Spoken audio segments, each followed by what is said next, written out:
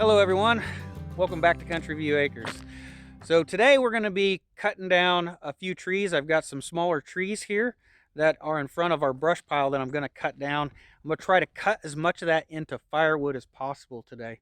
So I've got that Mingo marker that I got for Christmas. I haven't tried that out yet, and I'm going to try that. It's going to help mark the wood so that I cut it in 16-inch lengths. So that'll be my first time getting to try that out. But I'm not sure how much of these trees are going to be good firewood and what's going to be bad. So I think there's a couple of these that are probably too rotten on the inside because they're not in very good shape. So we'll just have to wait and see how much firewood we actually get today. Now, that brush pile back there, the reason I'm cutting these down is because where that brush pile is where we want to park our equipment. There's a concrete pad, probably a 40 by 30 concrete pad back there. And I want to use that to park all of our farm equipment. We've got several pieces of farm equipment. You know, they are kind of sitting out here in the grass, and they end up just getting grass growing around them because you don't get them moved. You only use them maybe once or twice a year. So it'd be nice to have a nice area to park our equipment. We're also going to probably put like a little shed on here as well. The concrete pad, I know a lot of people have talked about burning on that concrete pad and how the concrete will explode. That is actually true. I've had that happen to me at my last property. And it's amazing how loud the concrete, if it has a gas pocket or moisture pocket in it somewhere and it heats up and it can't get out of that concrete, it just builds up pressure till the concrete explodes. Now this concrete has been burned on several times and I haven't had that issue, but people are concerned I'm going to tear that concrete up. And the truth of the matter is that concrete is not in very good shape. It is already all chipped up and uneven, but it is good enough for me to park equipment on, and that's what I'm going to use it for. So I'm going to go ahead and get the chainsaw out. I've tried to get most of my camera equipment out today. I'm going to see if I can get the drone in the air today. I haven't used the drone in a while. See if I can get cutting these trees down and get some little bit of cool footage maybe cutting them down. So let's go ahead and get started.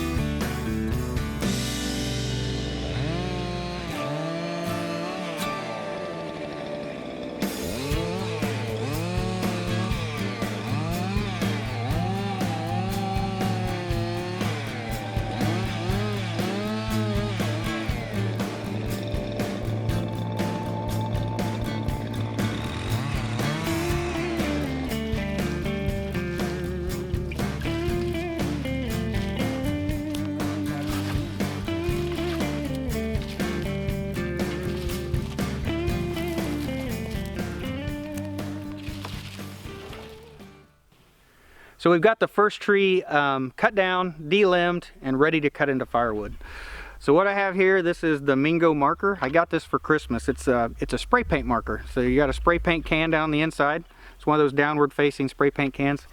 And this is designed to put a spray paint dot and mark the log every so many inches so that your firewood is all cut the same length. So this one comes with a 16-inch wheel.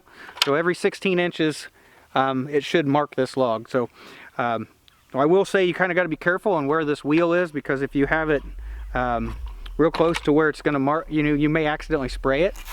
It's pretty easy to accidentally spray it sometimes. And I've already sprayed my shirt orange today, so I'm starting off real good so far. So I'm gonna go ahead, try this out for the first time, see if we get this log marked. So I'm gonna take this wheel, I'm gonna back it all the way up, And then I think I'm going to place it so that the spray paint can is right above the edge. And then here we go.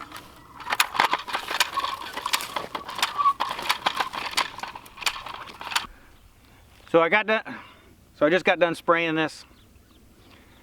So I just got done spraying this for the first time, and my spray paint can is like really thick. You know, it's coming out, it's not really coming out as paint so much as it's just coming out as, I don't even call it.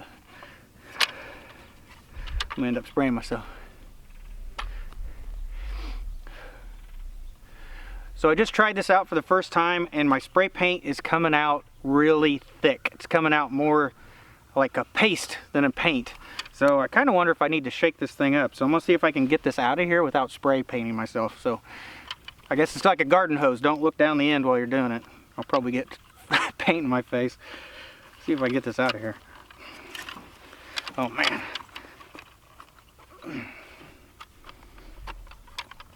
There. Hey, I actually got it out without spray painting myself. So see if we shake this thing up.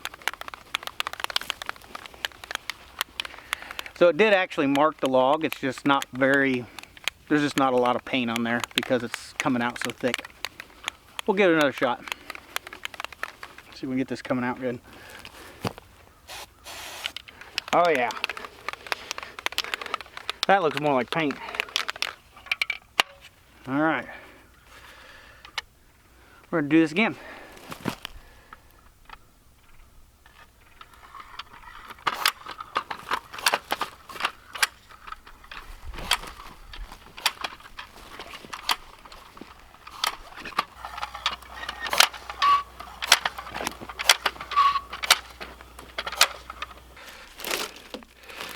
So you can see after I shook up the spray paint can, the spray paint dots are a lot bolder now. Definitely easy to know where to cut with the chainsaw. So I'm gonna go ahead and get this cut up.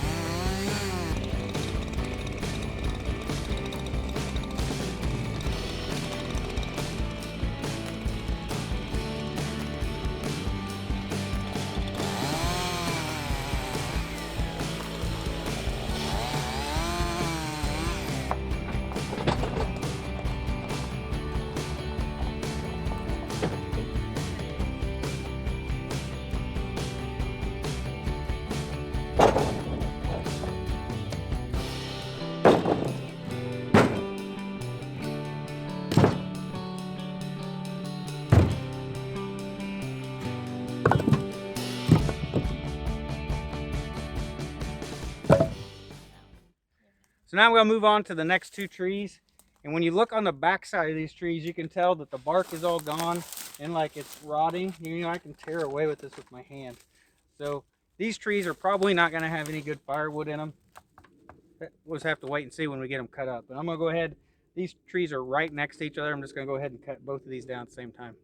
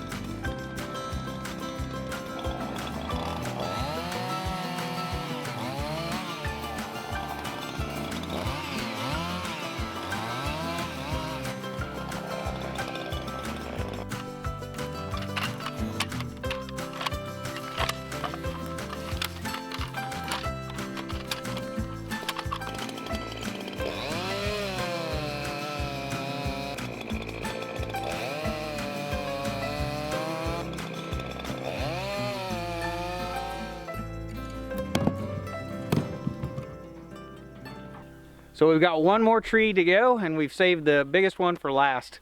So the last, two of the last trees we cut down were rotten, and so we didn't save the firewood out of those two. We've only got 2 small trees that we've cut into firewood.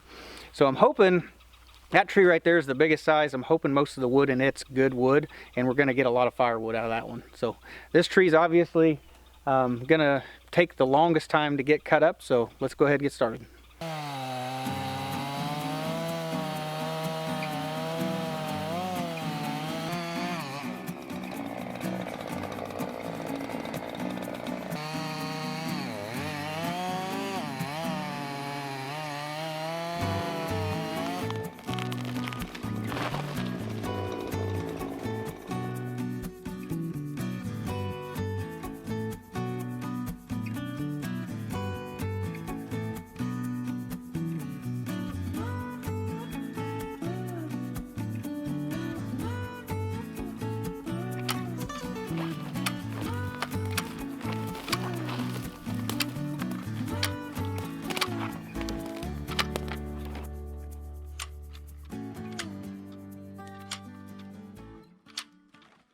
So I did end up using the Mingo marker to mark all of the wood that we're cutting into firewood today.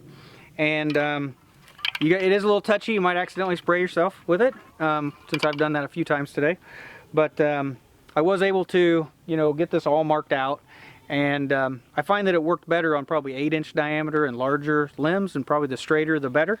I was able to follow out these like crooked limbs here and get them marked, but it's just hard to keep this on track and on the limb.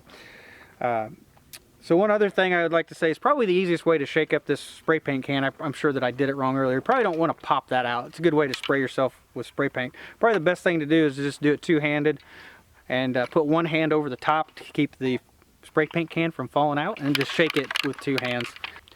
So I do think that this will work well on larger diameter pieces of wood.